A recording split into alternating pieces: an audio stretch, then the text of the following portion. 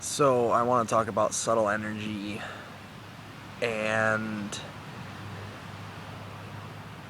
why it's difficult for people to sense certain things, and why the ability for doubt and disbelief to sort of supersede the actual experience of this subtle energy. A friend sent me a big box of crystals, and I've been playing with it. I've been playing with them. I, in particular, had a piece of blue kyanite that I was holding in meditation this morning, and my sensitivity to these things goes in and out depending on my lifestyle and my awareness and my current level of focus, so I don't always pick up things like that and immediately know, what they do. Because if we're going to assume that crystals can do anything, there must be some associated feeling with it. If we read all these things on the internet about how, quartz does this, and, aventurine does that, and all of these different things do what they're supposed to do, you could take it on blind faith. That's one way to do it. But whether or not that blind faith proves to be true, you miss out on something. And that is, in the moment, the ability to feel and know. I'm sure there's many people who have said, okay, I've got this crystal, I'll look up what it means, and then I'll use it in my life. And that might be enough for them to just know that it's working in the subconscious, in the subtle realm, where things are very hard to notice. But my personal perspective and my goals are a bit different in terms of that, and if something does something, I want to be able to know by way of direct experience. So what I looked up about the blue kyanite is that it supposedly is very good for balancing the chakras. And, blue is usually associated with the throat. It's a very light blue, so you could maybe see that as working in this area between the heart and the crown. But supposedly it's good for all of them. So, not one to take it on blind faith, I experiment and see for myself. And with the intention of using it for that is one thing. Is another layer, because you have the stone itself, which supposedly has a property, and then you also have your intention, which is also very powerful, because just by your intent alone you can accomplish very many things. So there has to be some level of detachment and distance from saying, okay, well, my intent is to see if this facilitates the alignment of my chakras, which is a whole nother issue, because if you don't know how to feel what a chakra is, how do you know your chakras are being balanced? If your information is accurate or not, you might never know. So this whole concept will come around full circle, and I'll describe and explain exactly how I feel you may be able to better understand from an experiential point, rather than an intellectual point or a conceptual point, how to experience your chakras and experience your energy, and to feel it and to flow with it and to know that it exists, which is a lot of fun, because it's real. And once you feel it, you're like, oh shit, it's real. Despite my thoughts and my beliefs, despite anything going on in my head, I know, because I felt it. It's there. It's like touching the ground. It's like feeling a physical object. It's real. So we want to get people to be able to have that experience, so that, one, they can allow it into their life, and two, I don't know, there's some other two, so something else can happen. But anyway, so I sat down with the intention to see if this stone would facilitate that process for me. And so I held it, and I disconnected from the spinning of the rational mind, which is very easy to do when you have something physical to grab onto and focus on. And the stone has a very, very intense just like an intense feeling to it. And I held the stone, I allowed it to feel what it felt like in my hands, and I also started to, just put it on different parts of my body, hovering it above various energy centers, or where people believe the energy centers are, and started just kind of combing myself with it, letting it rest on certain places. I ended up putting it right here for a great while, because what I noticed during this is that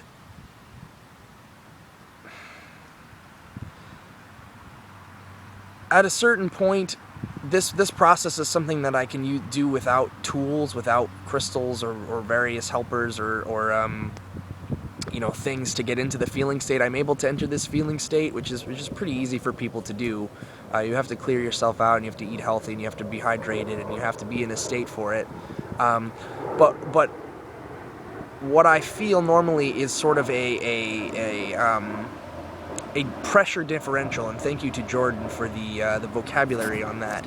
And we have this energy system in our body, which I'd always viewed as sort of bubble-like, and it has the capacity, when you see like a cluster of bubbles and they all start to pop into each other and become one. So that's sort of how the pressure differential works in your body. And so you may have like tension in your neck, and you may feel very relaxed in your crown and your head, or you may feel very relaxed in your chest but tight here, or relaxed in your throat but tight in your arms. And so through movement practice and through Qigong and noticing and making the awareness of your body into a meditation, you can start to feel those forces as they move against each other. And you can start to say, oh, here's the block, quote unquote the block, here's the flow, and you start to just sort of notice the differences and push and pull on them and play with it. So using the crystal in this process, I was combing myself, and I noticed sort of just the fluid feeling that I would already be feeling from entering this mode of body awareness becoming almost like more palpable, like more like if I was to put it into metaphors, like I could feel the sort of 2 inches above my body, whether you want to call that like an aura or an energetic field or whatever, a subtle energy field. I could feel the stone moving through it either with ease or needing to slow down and sort of like get in there and comb through what I would term as like thickish. So I was feeling sort of this like energetic soup as it was swirling around my body, and I was feeling the stone sort of assisted in feeling that, the texture of that. And I'm sorry that this is so abstract and probably downright crazy to most people, because this is not something people experience. You say, energy soup, what is that? I don't understand. I'm sorry. I don't know what to tell you. But this is what I feel. This is an experience that I had. This is not my mind convincing me that something is something. This is a tangible, experiential thickness that I felt hovering 2 inches above my body as I combed the stone over it. I don't know what else to tell you. And so I ended up choosing to put it right here, because I felt just like a very massive, just like pressure imbalance of just like stuckness, of just non-flowing. And I, being the person that I am, have to work actively to stop the pressure accumulation in this area, in this mental and verbal arena, and pull that balance back down into the rest of my body and have a full, tangible experience, rather than just think about these things or figure out how to verbalize these things. And that leads me to the next thing, I guess, which is really the first thing, which is really what I've been talking about this whole time, is that there's a predisposition for humanity to be sort of locked in this area because of our conditioning, because we sit in school desks all day to digest information intellectually, and we don't move our bodies, and we don't develop our movement capacity, and that affects our brain patterning as well, and so we're just sort of limited into this like streamlined tube of information that we only deal with on an intellectual level. And then outside of the school systems and the work environments, we go home and we digest that information through the television or through the computer or through the internet or through video games or anything else of that nature, rather than going out and disconnecting from that and just getting more into the feeling sense, which involves your heart. And it involves, people think about this third eye thing as being super important, but I mean, that's one piece of it, but it's not the gate itself. The gate itself is involving your entire body system, every part of it, and fully embodying that, and fully embodying all of your lower energy centers and your lower chakras, and balancing that mental aspect with a whole body perspective, to where the mind does not become the focal aspect. It sort of takes a back seat, which is in balance. It's sort of like around your body and your energy centers should be ideally sitting at a round table where each of them has equal pressure, equal power, equal authority in that way. And so if you want to know whether or not a crystal or a stone has a certain energetic property, or to feel subtle energies, whether you want to feel them in your own body and say, I don't know what a chakra is. I mean, I've been reading all this stuff on the internet about chakras, but like, what is it? I don't know. You want to be able to feel that stuff going on in you, and the only way to really do that is to kind of disconnect from this and to fully embody yourself and just play and move and experiment and feel the different pressure differentials, quote unquote, interact with each other.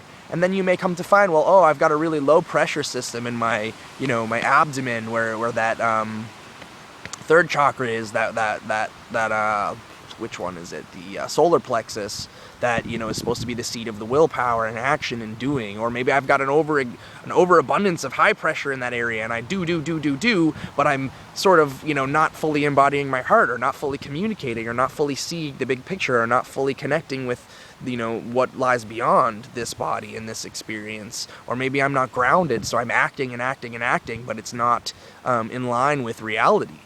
So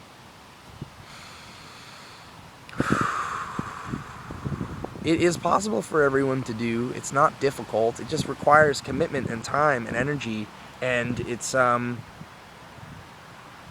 not a intellectual. Sorry, I'm pulling a string off of my bracelet. I got distracted. See how easy it is? It's not an intellectual pursuit, and it's not a belief system. This thing about like people get lost in the New Age belief system, but it's not a belief system if you're really engaging and you're really present and you're really living with all of it.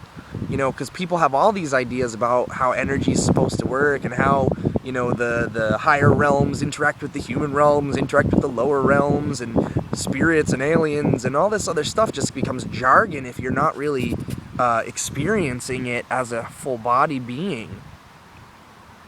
And there's some capacity to get lost in all of that, and to not fully realize the implications of it, and to not fully realize the experience of it. Because I talk to people about being able to ground through the earth and to feel the grounding energy through trees and through nature. And I mean, I'm feeling it right now. I'm not 100% focused on it right now.